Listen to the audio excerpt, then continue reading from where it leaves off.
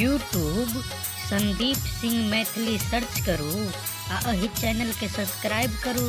धन्यवाद।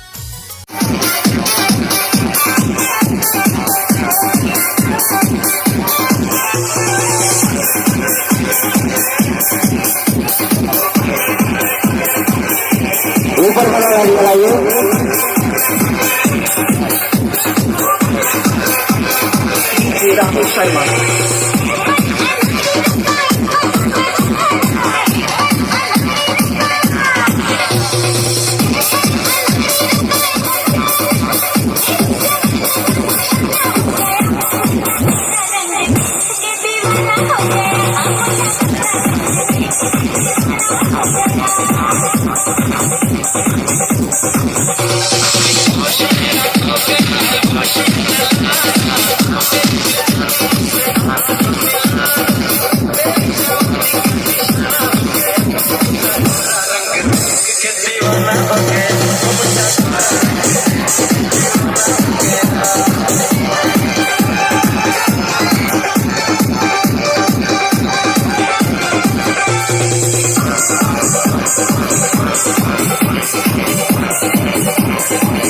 राहुल शर्मा